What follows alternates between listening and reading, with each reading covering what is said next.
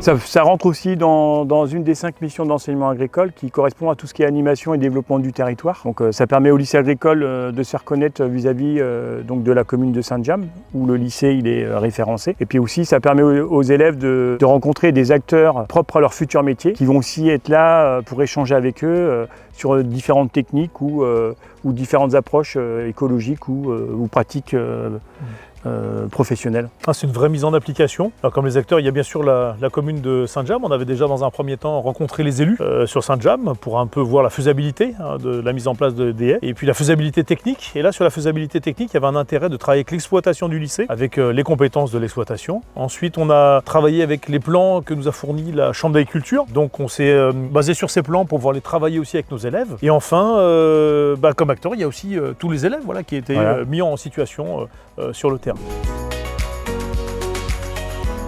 Alors, on pourrait presque parler de symbiose, le donnant-donnant, gagnant-gagnant, un partenariat à bénéfice réciproque. Pour nos élèves, ça l'est, pour le lycée, ça l'est aussi. Même si on parle du lycée Lefresne Angers, on est bien implanté sur la commune de Saint-James. Et là, il y a un double intérêt. Nous aussi, on voit l'évolution, on va voir dans le temps l'évolution en termes de paysage, parce que ça va profondément bouleverser les paysages sur le secteur. Au-delà de l'intérêt du bénéfice réciproque, il y a aussi l'intérêt visuel là, pour tous les riverains qui vont être sur place. Et je vois sur une des portions sur lesquelles je passe tous les jours, j'ai hâte de voir le résultat d'ici 5-6 ans.